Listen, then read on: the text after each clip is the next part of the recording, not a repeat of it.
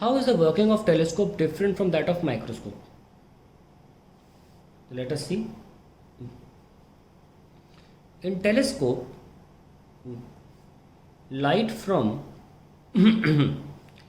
distant stars is made to fall on an objective lens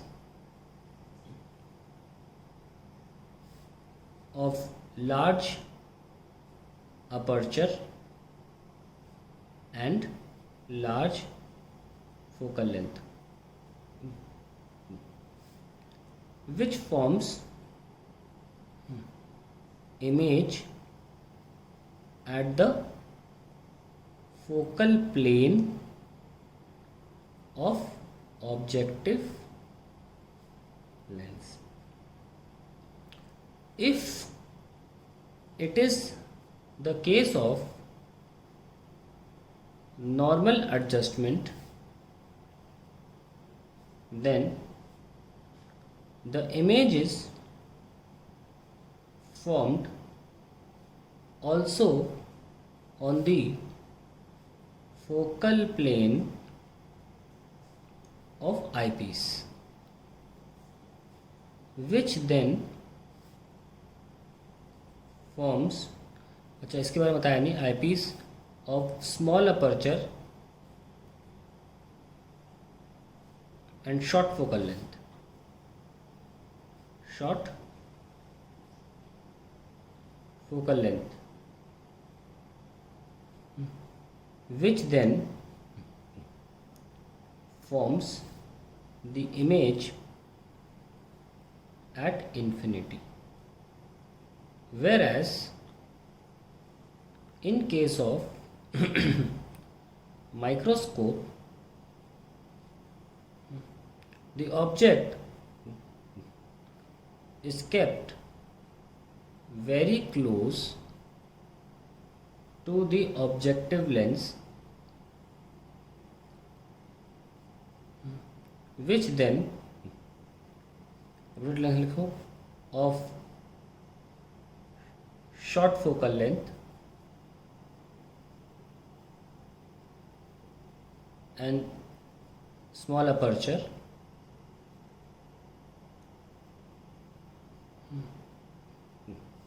which then forms the image very near to the eyepiece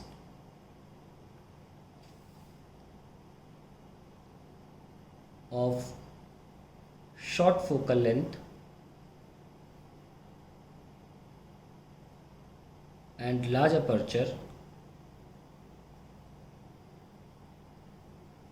which forms the image at least distance of distinct vision. तो ये फ़र्क है दोनों में।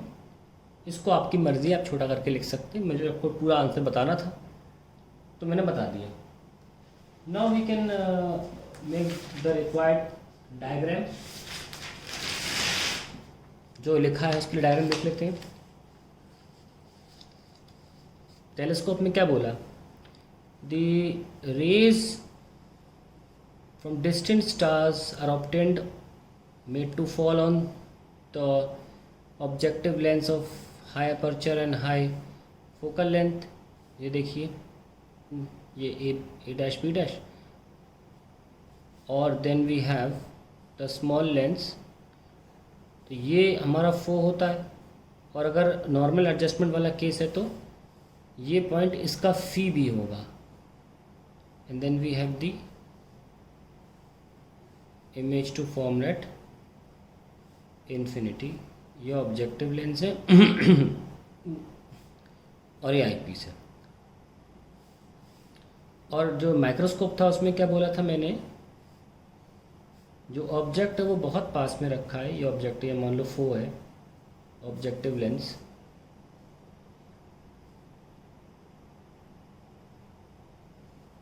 ये लीजिए, ये हमारी इमेज बन जाती है यहाँ पे, यहाँ से निकलनी चाहिए थी a dash b dash, and then we have a larger lens जिसके फोकस के अंदर हमारे पास इमेज बन रही है ताकि इमेज फाइनली वर्चुअल बन सके।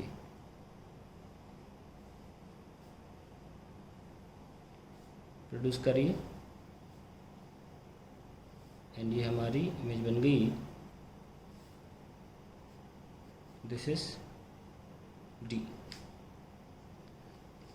ठीक है, तो जो लिखा है बना दी। Second part, the focal length of the objective and eyepiece of microscope are 1.25 and 5 centimeter respectively. FO is 1.25 and FE is 5 centimeter. Find the position of the object, U निकालना है, relative to the objective in order to obtain angular magnification of 30 in normal adjustment. ये microscope का case है। Normal adjustment microscope हो चाहे telescope हो, दोनों में इन्फिनिटी रहता है, तो इन्फिनिटी बन रही है इमेज। खैर, जो m होता है इन्फिनिटी के केस में वो होता है -v/u0 d/fe, ये होता है। ठीक है, तो हमको क्या निकालना है? हमको u निकालना है। तो -30 = -v0 तो पता नहीं, u0 तो पता नहीं है, पर d पता रहता है, f पता रहता है 5। -30 = -v0/u0,